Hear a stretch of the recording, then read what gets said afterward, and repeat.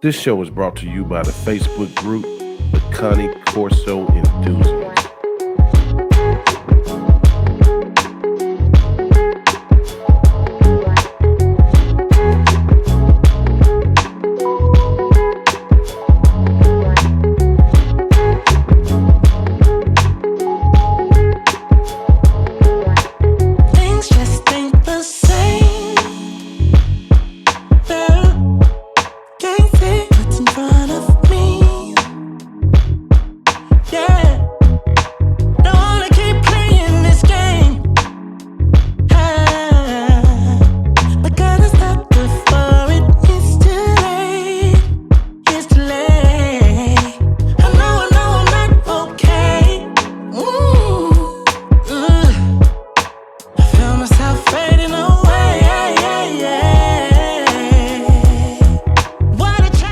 Welcome to NWA Connie Corso's podcast, where we talk all things dogs. Hey everybody, welcome back to the NWA Connie Corso's podcast, where we talk all things dogs and sometimes chickens. So, everybody, I'm pretty sure y'all know my name is Joe. I'm the host, so I kind of tout that I'm one of the only few shows where the host ain't the expert. And of course, we got Schoolboy back. What's going on, Schoolboy? All good. Good to be here, Joe. Always a pleasure. Right on. And our guest tonight is Mr. Bobby Fairchild. How you doing, sir? Man, I'm really good, and I just want to say thank you for inviting me on here. It was a real pleasure, to have y'all to invite me. When you called me and asked me if I would, I was like, man, I didn't think you was ever gonna call. Yeah, yes, sir. Yes, sir. Yeah. So, I think you the next state over from me. I'm over here in Arkansas. You in Oklahoma, right? I'm in Oklahoma, yeah. Okay. What part? I'm actually from 918, right on the Oklahoma Arkansas line, but I live down here in 580, which is on the Oklahoma Texas line. So are you like from the Siloam area or what? I'm actually from Tahlequah and Stillwell. Oh, gotcha. Right in there. Yeah, I'm in eastern Oklahoma. Right now, I live in Atoka, Oklahoma. That's where my farm's at now. I'm right down here with the Oklahoma, Texas. You know what I mean? Yeah, I know you're talking about. Yeah. Yeah. So man, yeah, I've been there. We sure do appreciate you being with us tonight. We heard some great things about you, and we want to pick your brain tonight on several things. So we're gonna talk about some chicken and dog breeding. Yes, all right, let's do it. All right. Okay. Well, first off, how long you been in the fowl game and all that good stuff? I've been breeding game fowl since about 1980. So I guess it's 44 years, something like that. But I've been involved in genetic breeding my whole life. I don't remember ever not being involved in genetic breeding of either canines or equine or game fowl, but I've been involved in competition genetics my whole life. Gotcha. Wow. And I'm 60 years old. And you're 60. Okay. All right. Which one? Okay. You named several different things you bred. Which one is your favorite? Oh, my passion is game fowl. That's where we're at. But we followed the same rules, through all of it, and just kind of, iron against iron.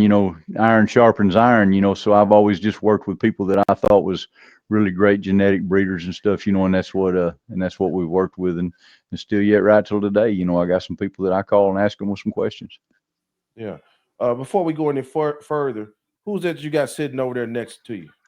Hey, this is the guy that's been following my mentorship.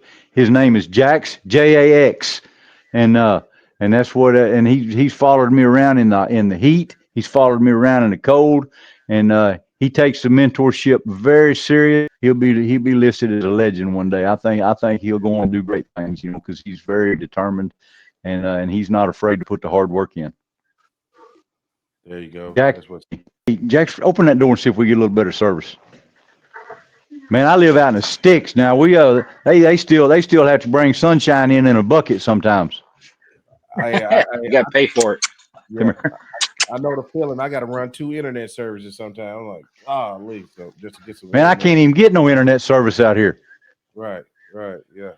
What you use, like that Starlink thing?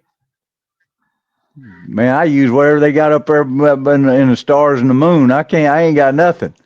Yeah, okay, I got you. And I don't even have enough knowledge about all that kind of stuff, to even really know what to ask. I know that I've spoke with the internet services. I've even signed a contract for them to come and put me a tower out here for me to have internet service. And because I really need the internet service, with all the social media stuff and everything that we got going on today. But so far it ain't happened. I don't have a 911 address either. Oh wow, yeah, okay. That's what's up. No, if I have a heart attack, I got to drive up there and show them how to get out of here. Dang. Okay. Yeah, we got some spots like that around here where I live. But hey, you can't beat the peace though. You can't beat the peace. No, I hear you. Man, yeah. Schoolboy, you got any questions for Mr. Bobby? Yeah, you mentioned. Well, I just want to make a comment off camera. He mentioned that he mentors this young gentleman here, and the reason he does it is because when he was younger, he didn't have that. Right, a lot of the old heads, I they're just that didn't have a way. lot of that. Yeah, and not only that, whenever I try to squeeze my way in and stuff, they just kind of dismiss me and sweep me under the carpet like I didn't matter, and when Jax is here, sometimes Jax gets to asking a lot of questions and stuff that a lot of the older people think is annoying from a 12-year-old, and whenever they try to dismiss him, I don't let that happen. Sometimes I got to tell him sometimes I got to tell him he's got to be quiet sometimes too, because sometimes your information is through listening, not talking. That's right. That's right. Now, the reason I mentioned that was because that's exactly what happened to me when I was younger. Didn't get no help, no mentorship, no nothing. I basically had to learn everything on my own, watching and doing and trial and error. And I do it for the same reason you do it, is because I didn't have help, just like you didn't have help. So that's where I'm at today. I'll help anybody, as long as they're In the willing game to foul listen. in the game foul world, I never received any help until I proved myself to be a first division competitor. Once I got to be a first division competitor, then everybody wanted to help. Yeah. Sounds about right. Sounds Yeah. about right. Yeah, that's funny. Yeah. Yeah. Yeah. So There's a lot of similarities in the breeding aspect. I took advice, from and just watching and seeing people from dog guys like Ronald Boyles and Howard Heinzel, and also the game foul people like Frank Shy and Walter Z and Thomas W. Murphy, even the racehorsing community, Tessio in Europe, and Stevens, Yeah, Woody Stevens, and a couple others those are in horses. Those are some big bombs you're dropping. Yeah, yeah, and Yeah. a lot of it is similar. There's differences, like a chicken don't eat what a dog eats, but and their living conditions are different, but the breeding aspect of it is But the similar. genetics, the genetic modifications are basically the same, and the capitalization of the Same. genetics. It's Exactly. what does your breeding program look like? How would you tell somebody to start out their breeding program from scratch? Well, in the game foul world, I would do it basically like I would in the canine world, but here's the deal: in the game foul world, I would have ancestors that I liked, and I would never start with one rooster and one hen. That's just not the way that I would start my program.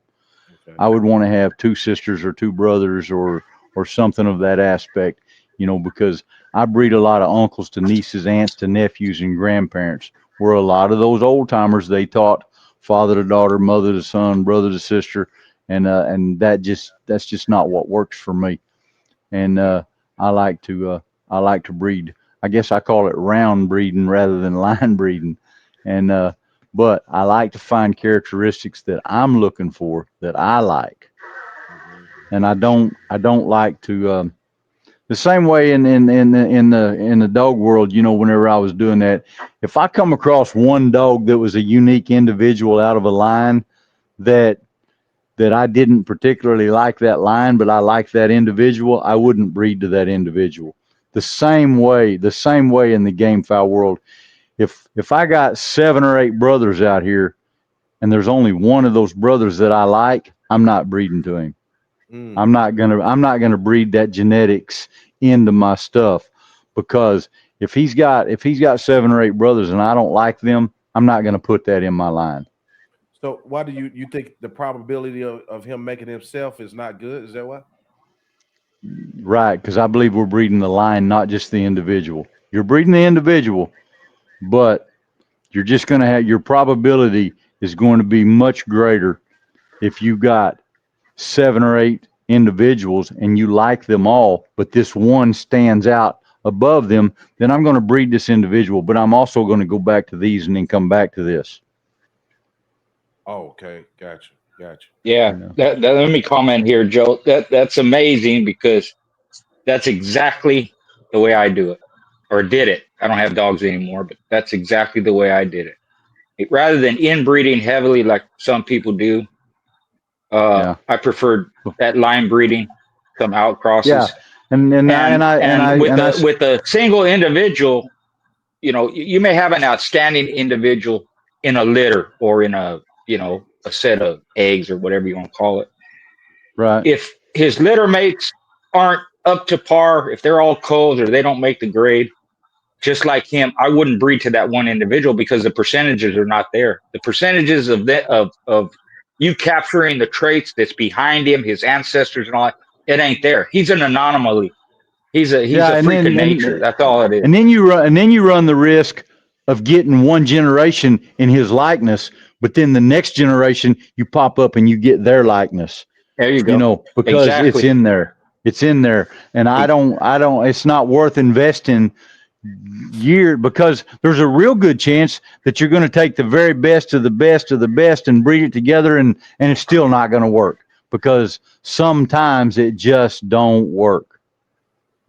Spot on. You're right. And along those same lines, that skipping a generation, I didn't go for that. I don't like that. I want each generation to be consistent. I don't want to throw that one individual. Yeah, he might throw something good in one litter, but then after that, it's going to reverse back to where he came from, where a lot of them didn't work out, and it just don't make sense to me to do that. That's exactly right. Right. So, doing it that way. So you call it round breeding, not necessarily line breeding. Yeah, that's a word I made up just so we. What would be the difference in the specific differences in the two? Well, the line breeding is in the game fowl world. They're pretty heavily. They go back to from father to daughter, mother to son, and a lot of breeders used to teach to do that like 5 generations and then breed brother and sister and start it all over again. And I'm not saying that it doesn't work for anybody, because a lot of the old timers, they taught that, and I'm sure they practiced it. It just don't work for me. If that works for you, my blessings are to you. Right. But I would rather breed uncles to nieces, aunts to nephews, and then grandparents. So you breed out once and then back in. That's the way I like to breed. You like some diversity in there, sounds like. Yeah. I just and some people, they say, well, I sent these pullets up there to Georgia, and they kept them up there for 3 years, and they've sent them back, and so it's going to be just like an outcross. Man, my sister can stay in Georgia as long as she wants to, but when she comes back, that's still my sister. I don't care how long she stays in Georgia. You know what I mean? Right. And but something I noticed about you too, you coil hard. You coil real hard. Yeah, that's if you don't do that, you ain't got nothing coming in this game, because they don't all make it. Bill Baumgartner once said, you breed the best to the best and hope for the best. Because I'm telling you, you can figure it out on paper all day long, every day, and sometimes it just don't work at all. And every time they don't all make it. 100% of the time, they don't all make it. They're not all good enough. Right. So imagine if you make excuses, right? You keep something you should have, or something that's subpar because of the blood or because of the line it comes from. You're just increasing the possibilities that you're going to get jumped. Whereas That's if you exactly right. breed best to best and use only the best ones and good ones, you're still going to get some that don't work. Right. So it never made sense to me to 100%, 100%. You know, because when you're breeding up, you're still going to have some that don't make par. Can you imagine if you're breeding down? If you're breeding down, how much of that is just not going to make it? Right. Right. Exactly. Because some people are so wrapped up in gambling that they take that gambling to their breeding program, and all breeding programs are a gamble. Okay, but there's things that you can do to increase your odds. And if you don't do your part to increase your odds, you're gambling very risky. When it come to traits with game fowl, what are the traits you're breeding from? And you do Kangals too, right? You breeding Kangals is what you told me, right? Oh, absolutely, yeah. What are the traits I love my for the? Kangal dogs. Oh yeah, And I'm gonna yeah. yeah. But what traits on the game fowl and what traits on the Kangals are you breeding for?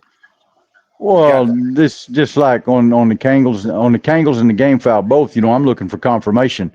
You know, their toes and their feet and their prop toes and their joints and their knees, all the way. When you start judging one, you don't look at him and judge him. You start at his toenails, and you work your way up one specific body part at a time. Then you judge him as a whole. But there's a position in which his body's supposed to set over his legs. There's a position in which his head is supposed to set over his feet. There's a position that his back and his wing spread and his tail supposed at an angle, and all this purpose. And if you don't, and if you don't breed for tail set, leg set, eyes, all this and that, he might be an outstanding individual. You're breeding that into your program, and it will eventually catch up to you. The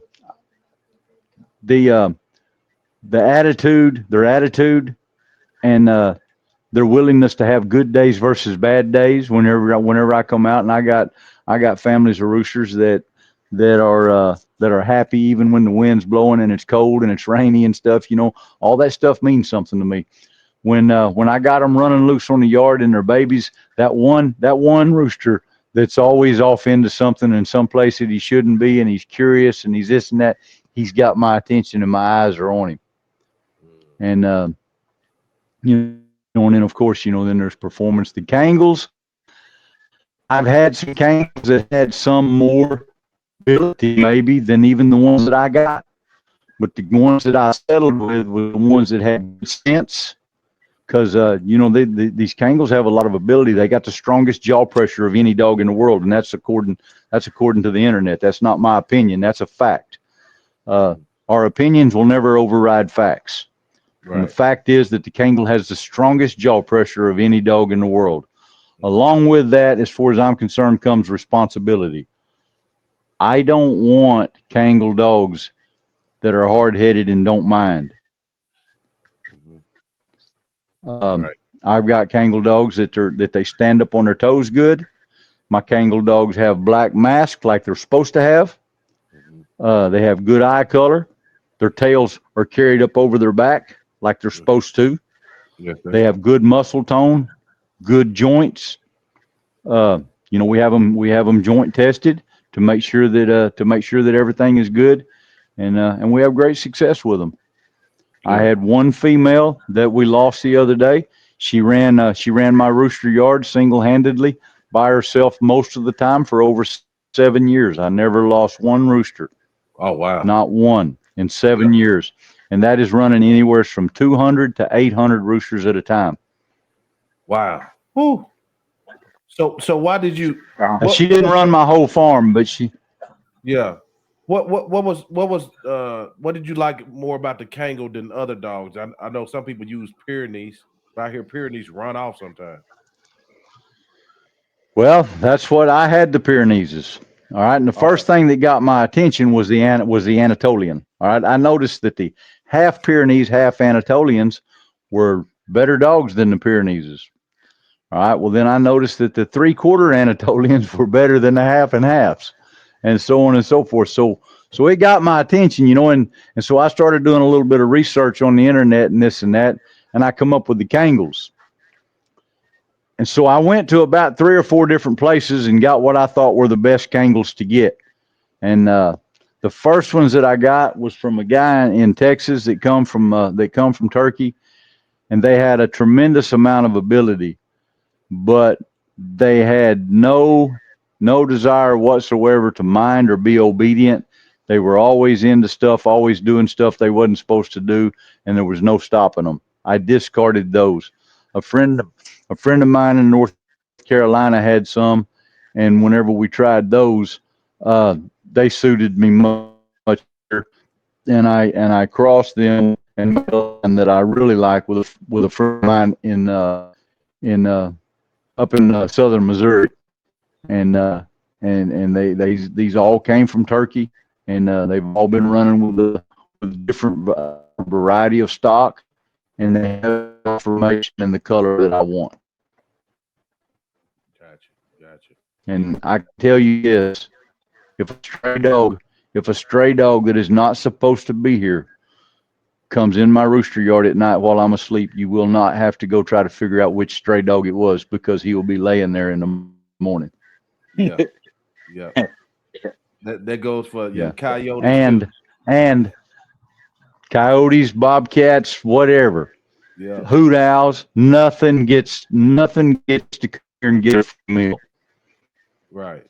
And that's very important to me, because I'm 60 years old. When I go to bed at night, I don't want to be having to get up and down all night and go check on my stuff. My dogs are my employees. Yeah. They are my employees, and there's only room for one lazy individual here. I got that covered, okay? Right. Let me ask you something, Bobby. Yeah. This is, I'm speaking of the past. I just want to make it clear it's nothing current, nothing like that. But this happened in the dog world, and I saw it in the game fowl throughout the years too. In the dog world, of course, everybody, just like boxing, everybody likes a knockout puncher, right? In the dog world, they like the hard biters, sure, strong and all like that. But they ignore the gameness part. Right. And then they start losing the gameness because they admire that performance. And I've seen that with a game foul. They want hard hitters, deep cutters, strong, whatever. But they start flying off.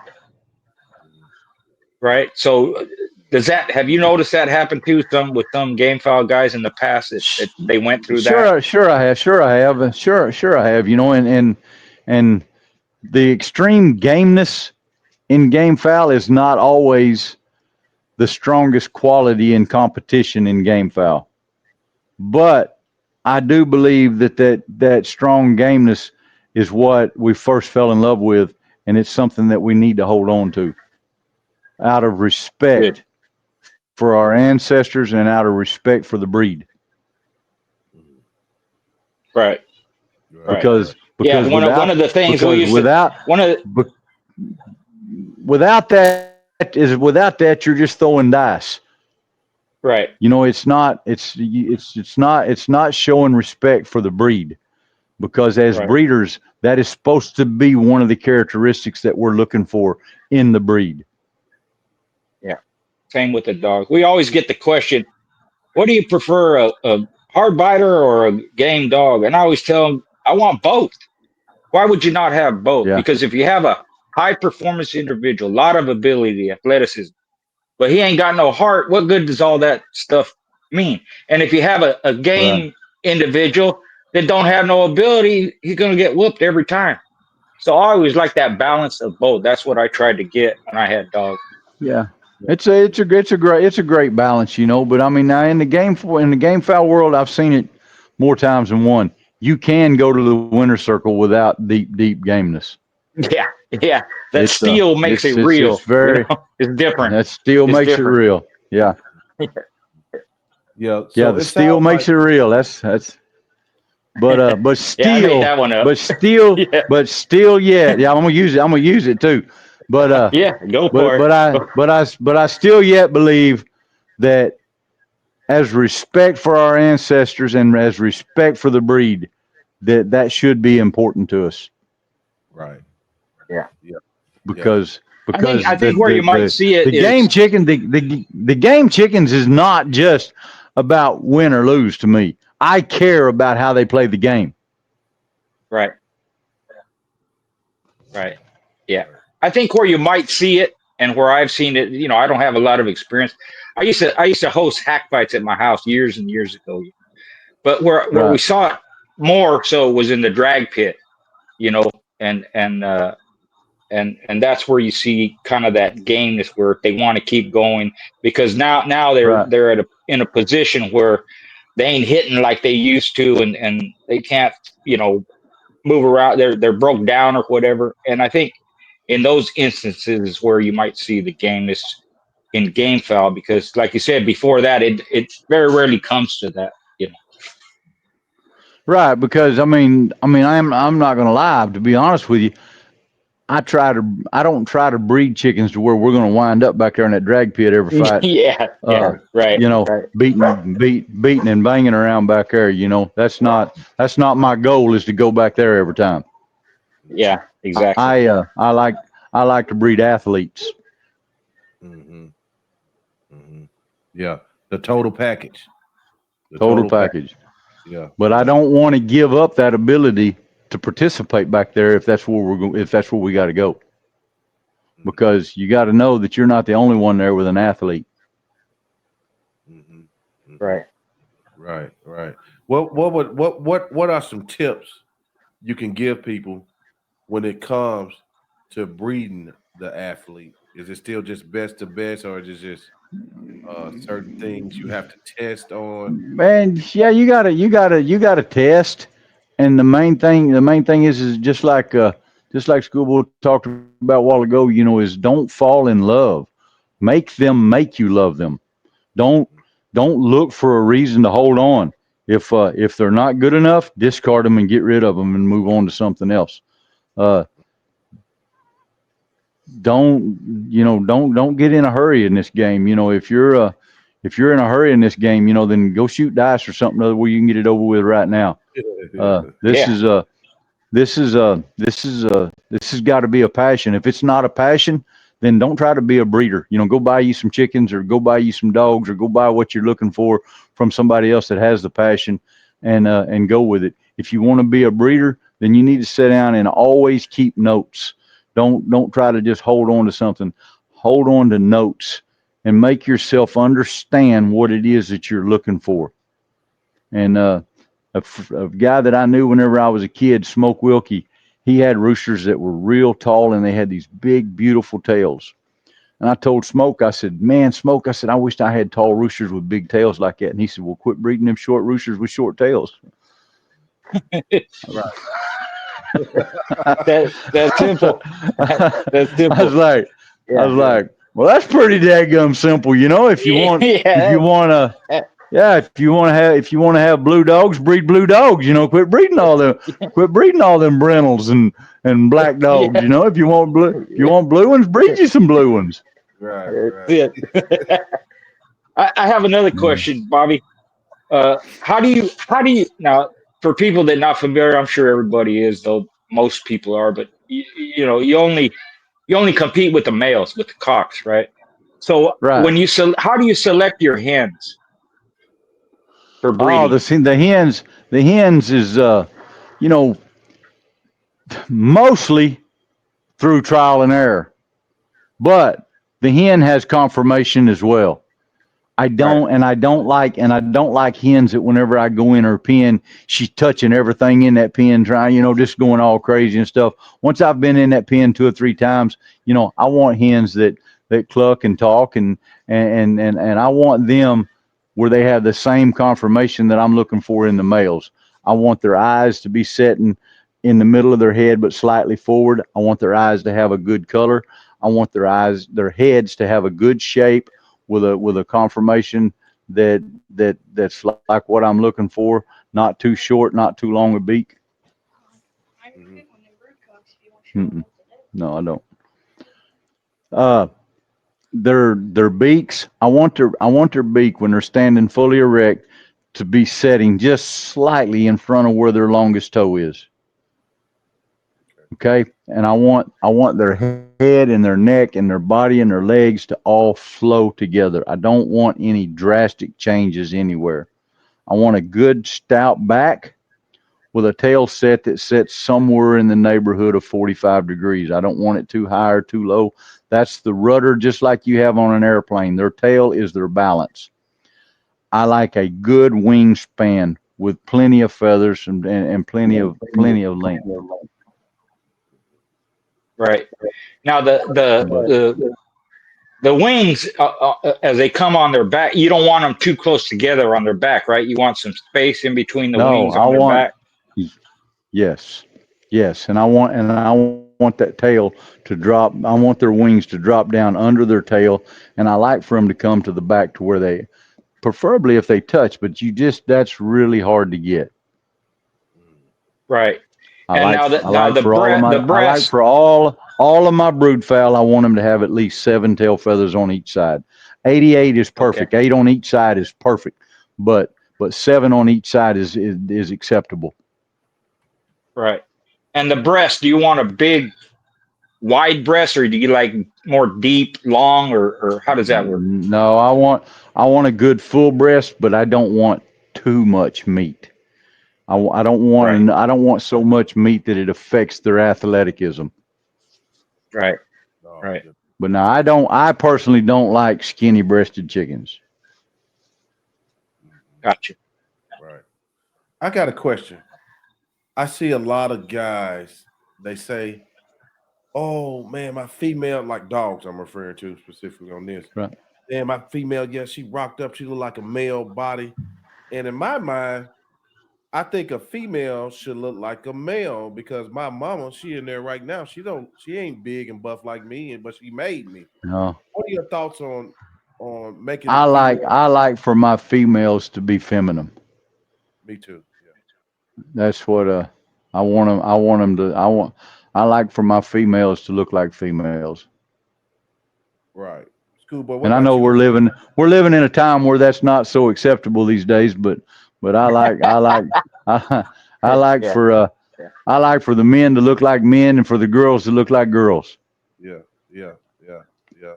Me too. Yeah, I like I like that because I don't think that has nothing to do with how creating a hell of a male, dog. No, you're right. But I mean, now I like for my females to be athletic. Oh, yeah. That one female, whenever they're real young and with the chickens, when they're out here across the yard and they're flying to the barn and everything else has to land halfway and get another start, and this one flies all the way to the barn, and I see her do that every day. She's got my attention.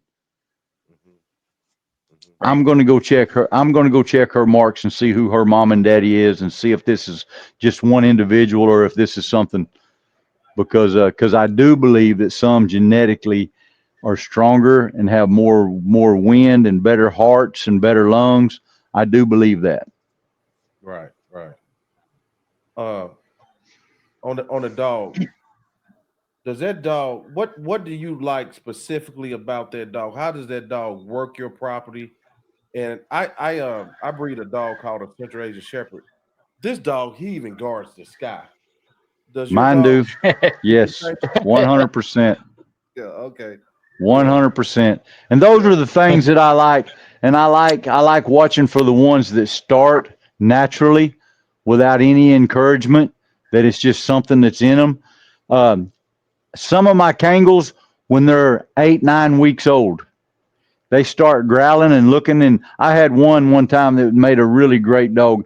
And I had a gas can that was sitting in a different place. It was one of those big red 5-gallon gas cans. And I had set this gas can someplace, and this puppy had never seen that gas can there before. And he just blowed up on it and growled. He knew that gas can did not belong there.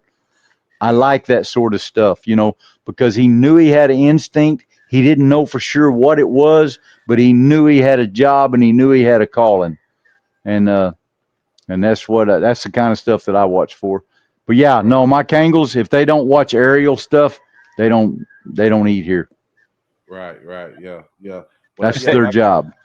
Right. They watching everything. So everything.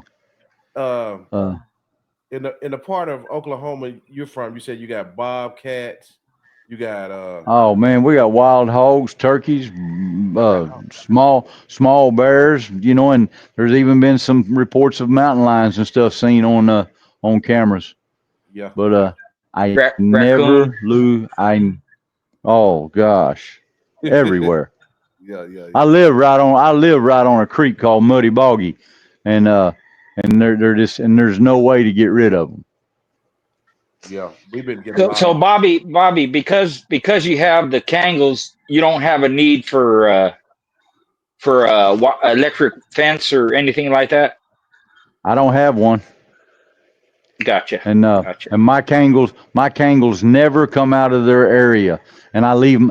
And in the mornings, whenever we come out and go to work, I'm not going to stop and open and close every gate I come to, because I got cross fences everywhere.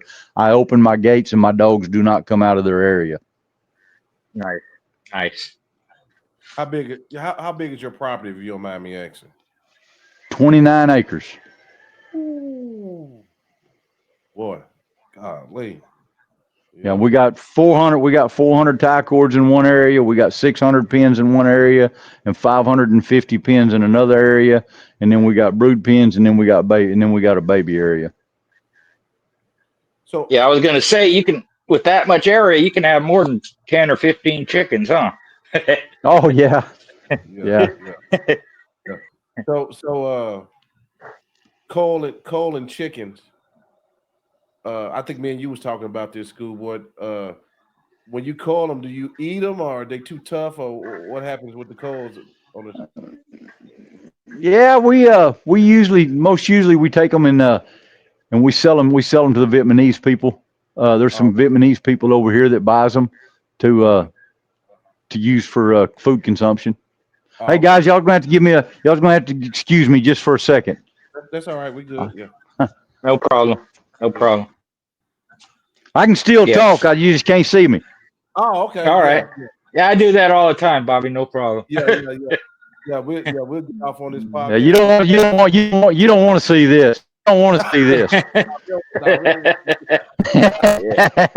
Hey, if it gives us more likes, this is one of them private moments. Yeah. This is one of them private moments. Hey, get the likes up. We'll get Jack to turn the camera around. Yeah. There you go.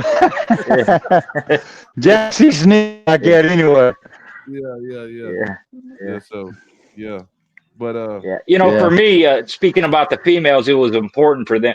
I like my girls, my wife and my girls. They in their own way, they're tough or whatever. They got their ways about them, but they're feminine, and that's one of the things I like about them. And I like my females to be that way. Both of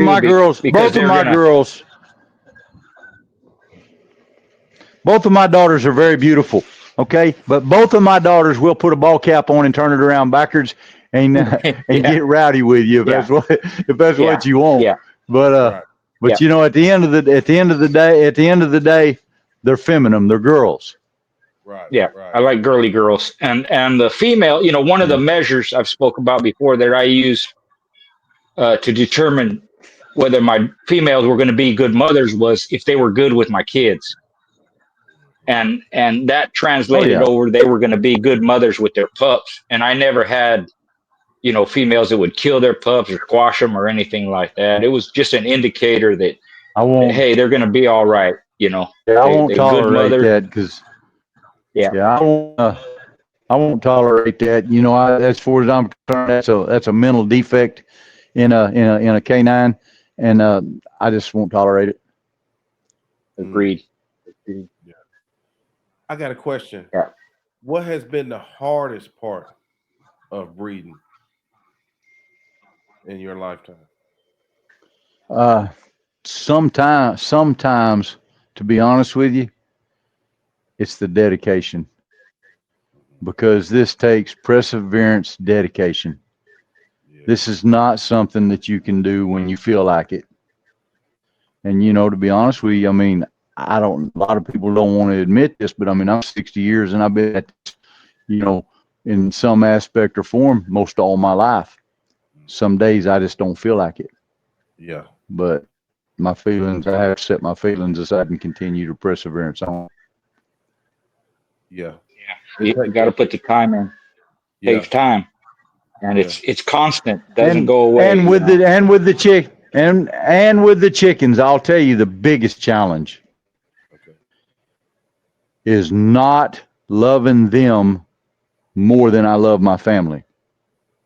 There you go. Because, and I'm not talking about an emotion. I'm talking about with action. My family deserves their time. My family deserves for me to have supper with them. My family deserves for me to take them to see the Christmas lights. My family deserves for me to come and watch them play ball. My family deserves that. And there's been times, especially with my older children, that I was in the rooster house with the chickens, or I was taking care of babies, or even if I was at a ball game, my mind and my heart was back at the house with something with the chickens. That has been the biggest challenge. And a lot of young people ask me if I have any advice for them. And I tell them, yes, if you want to have a family, be very careful with this sport, because this sport will take you away from your family, and they do not deserve that. That's right.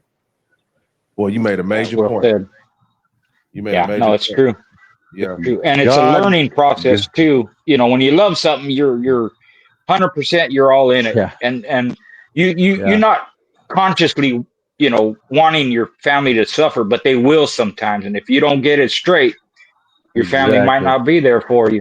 They might, and I'm blessed and lucky to have a wife and kids that are that way.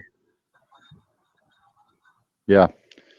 The same way that I talked about a while ago, sometimes you got to set your feelings aside and go with intellectuality. You got to think about what you're doing, and make sure that the judgments that you're making, because in this sport, so many people want to take on so much that they don't have time for nothing else. That's and right. And whenever I was real young and I was competing in the field, and showing up every day, every week, and this and that, I used to make fun of those people for taking their kids fishing and doing stuff like that. I'd tell them, yeah, I make a living competing against guys like y'all. Y'all's out there fishing, playing with your kids. Well, that's stupid. That's what that is. That's just plumb stupid. Yeah. Yeah, you gotta watch it. I have to watch myself, being that, I'm a very busy guy. You know what I'm saying? I'm talking about, it's nuts how busy I am. Every day I have like something to do, something that full day. I get so far behind I can't keep up, and then I add something else. Right. Like that kid that's got more on his plate than he can eat. He walk by and grab one of them chicken legs and throw it up on there anyway, knowing he can't eat what he's got on the plate. Yep. Sometimes I have to watch myself too, because I got young kids. I got kids about Jack's age, probably a little younger, and they'll be your kid will come up talking to you, and you'll have that phone. Now you sitting there and daddy, and you on that phone. They know you're not paying attention, and sometimes you just got to shut that stuff down. Sometimes I have these podcasts. Once I drop an episode, I go hide for a few days. Much energy and noise after a podcast of people just messaging me and things like that. He said this, he said that, So you got to definitely watch your family balance and things with these animals and whatever it is in life. You know what I mean? Yeah. Me, I'm God, blessed. family, and then the rest of it can follow. Yeah. You're right. My family understands that this is what I do, right? So when I'm doing this, they're all in. And they're helping me. They bring me, even sitting here, they bring me coffee or they take care. They bring me a blanket. And when I'm on the phone talking dog stuff, they keep quiet and all that. So when I'm not doing that, all my attention is on them. And we do a lot of stuff together. We spend time, even the older ones. My kids, they grow up, they don't move too far. My daughter lives a mile away. The other one lives here. We're all connected. So I make sure, and same with the grandkids. My friend over there where I'm from, over there at Hulbert. Yeah, my friend over there, I talked on the phone. She was crying so hard she couldn't even talk. I said, she said, Becky, I said, he's moved out. Moved out. I moved to. She moved into the driveway. Come on now. Yeah.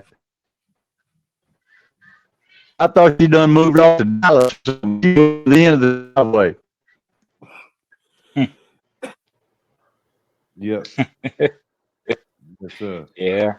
Yeah. But I tell you what, too, it's fun. It's fun, like what Schoolboy was just talking about, when the family is involved, Oh, yeah, that makes it sweet. And and most of our families will get involved if we just be sure and bring them into it, and not just push them to the side. And yeah, I mean, I can't. You were talking about the internet earlier. That you don't have that knowledge. I don't know nothing, Bobby. Everything I do, my family helps me with. I'm so tech illiterate that I could barely turn on a computer if I knew how. I don't even know how to do that.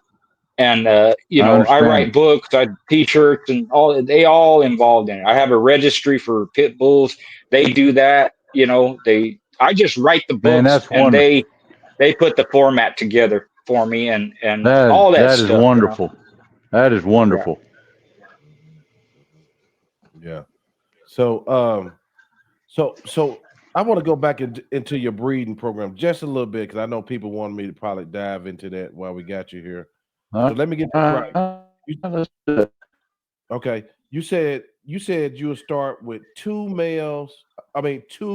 female sisters or two male brothers. Is that correct? Okay. Realistically, on a starting genetic, realistically, what I would start with is one male and three females.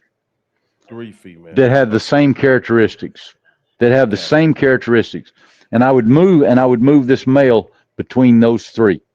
Okay, because there's going to be one of those that's going to not, I don't care if they're full sisters, one of those are not going to produce as well as the other two. And one of those three is probably going to produce more outstanding. So the next year, what I would do is eliminate the weakest link. And I would take the male from this female and breed back to this female, and the male out of this female and breed back to this female. And then I would have the weakest link. I would have to make a decision on that. But that would be the for sure go-to. All right. Then the next season, what I would do is I would pick the best female from this one and the best female from this one, and I would separate those into two individual pens, and I would breed the grandpa back to single mate to those two. Okay, now that's the way in the game fowl world that I can have three hens and one rooster, and in 2 years I got one family, 5 lines. Okay, gotcha. Right. Okay. And that's the way that you can genetically breed for decades without ever having to say, well, I need to add new blood because this is getting Right. You can keep the and I've done the same thing. I've done the same thing with the dogs. Right. Yeah. And Joe, you have to go through that process to find out which ones are the best ones. And that's what takes time. And a lot of people, they're in a hurry. They, I want to make this breed and it's supposed to work. Sometimes it don't work. Right. But breeding that way, you're going to find out which ones are the best ones. If you don't do it, then you're just guessing all the way. You have no road Exactly. to travel. You have no consistency, Mm-hmm. and Right. that's with anything. And that's what my friend Barney Barnett, one time he wrote a book that consisted of game fowl, and the name of this book hit it dead on the head. It was, the name of the book was Nothing is 100%. Mm. let me write Yeah, that down. Yeah, write it down. yeah. Nothing See, is and 100. once you Nothing accept is that, 100%. then once you accept that, then you're just looking at what better percentages, which ones are showing me, where I have a higher consistency, better percentages, and you just accept it. Some of them ain't going to work. Even within the same litter, what I'm trying to do is, let's say I have 8 dogs. I'm trying to get it where 6 are good and 2 ain't, rather than 2 are good and 6 ain't. So, that 100%, you're trying to Exactly. reach that goal, but realistically, you're not going to get there. But if your percentages are higher and you keep doing that generation after generation, that's what you're going to have. Mhm. That's what you're going to get. Exactly. Mm. Got you. So you said that's the best way to uh start your breeding program, and you don't have to add new blood, right?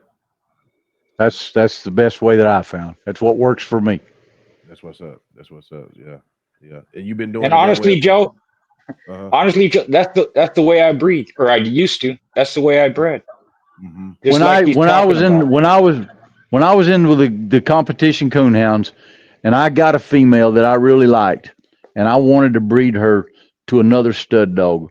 What I would do is I would get her down and I would go through her pedigree, and somewhere in the second or third generation, I wanted to find something in there that I liked, and that's what I would try to go back to. Mm-hmm. That way, you're compounding genetics, but yet you're not destroying all the genes with Right, inbreeding. right, right. Yeah, What were some of the yeah, best that's the dogs pro. your memory you had? Oh, I had a female off of Tequila Sunrise that that we called Dixie. She was an outstanding one, and I had another. Me and Ryan Croson, we won second in the PKC World with her, called Hemi, Bad Motor Hemi, and then I had one that I called Bad Motor Scooter that I advertised for a long time. And Bad Motor Scooter was a really nice hound. He got sick with Arlichia and heartworms, and after that he wasn't as good a dog. But Dixie, that was off of Tequila Sunrise, that was probably the best one that I ever had. Mm, mm. Gotcha. Schoolboy, you got anything? No, I'm just really enjoying it. Yeah. Uh, everything he's been saying to just, it kind of, even though, I like to think I know what I'm doing, when someone else validates it or does similar thing, it just makes it is more important to me. When Yeah. I hear somebody with experience that does things similar to what I do, I know that I was on the right track. And I have one protege too. He does the same thing. And that, like I told you before, Joe, my blood's been around for almost 40 years. Yeah. And along those same lines, breeding the same way, not inbreeding, more line Same breeding. way. These gray chickens that I got, I've been breeding them since 1988. And and you'll see people on the internet and stuff hating on them and this and that and blah blah blah. But I can tell you right now, they're as good today as they was in 1988. And this is the system in which I've used to maintain these lines. Gotcha. Yeah. Yeah. If it ain't broke, don't fix it. Yeah. That's right. Uh, That's yeah. right. You got to do what. Yeah, you're right. If it's working for you, you know what I'm saying, because there's a lot of ideologies out here nowadays. But if it's working for you, you better stay with it. You better stay. And one thing Yeah. about it is, uh, I know when I was starting out and everything, I was listening to the guys who dogs I was who I got my dogs from. And every time everything they told me to do was just breed a dog this way. I walk around the yard and we'll go through each stud. And he said, "Well, why you want that one?" They'll either tell me why I shouldn't, and why I should. You know what I mean? Because the Exactly. dog needed certain things to complement each other or whatnot. Exactly. You know, and if you're trying to do something with something that you got from somebody, if they've had those lines for a long time, it's probably as important for them for you to do well with them as it is for you. Because when There people you get go. chickens from me and they're breeding them, I want them people to be successful because no matter whether they buy them from me or whatever, however it comes about, it's always a reflection on me. And There you go. and I want my stuff to do good. And when the people purchase from me and they call me, I do everything I can to guide them in the way that I know from history that is the best. Right, right. And I think that's a issue that a lot of breeders mess up. They break the chain. They go get something Yeah. from this guy, something from that guy, something from this guy, instead of just staying with Oh, it. I have that conversation with breeders every day, Yeah. from having one of these and one of those and two of them and three of that. And I have myself got caught up in that. Mm-hmm. And then Yeah. once you get it, it's a lot easier to get it than it is to get rid of it. Boy. Woo. Yeah. Yeah. Yep. Yep. There's nobody in the game fowl business that needs more than 3 to 4 different families of chickens. Nobody in the whole game fowl world. And I got more than that. But there's nobody that needs more than 3 or 4 different lines. How many families do you run? I don't know. There's too many of them. Okay. The Yeah. main the main ones that I run are the grays, the brown reds, and the sweaters. And the Okay. Kelsos nip and tuck right in there. Yeah. But that's the main ones that I run. Mm-hmm. Mm-hmm. The Now, grays Bobby, and the was brown that red. The grays and the brown reds are the two main lines here. Okay. the sweaters? Was that sweater McGinnis? Sweater McGinnis, the way I understand it from talking with Mr. Jumper, now not the old green-legged sweaters that Sweater had, which turned out to be our blue faces and one thing and another, but the yellow-legged sweaters that we call sweaters today is the ones that the story that I was told was that Sweater McGinnis brought Kelso a yellow-legged McLean cock. Gotcha. And sweater bred. Now this is a story that was gave to me by Jumper, and that Kelso bred that sweater cock to his out and out Kelsos, which to my understanding were basically clarets. And then Got it. whenever they took those, he let Cecil take them, and Cecil took them and bred them to what he had as the out and outs. And then Cecil let Jumper have them, and then they went Sunnyware and everybody. You know, that's the sweaters that we have today. Gotcha. Dang, Mr. Bobby, you got a lot of trophies behind you. Oh, these things have been pretty good to me. Oh, wow. Okay. What you got back there?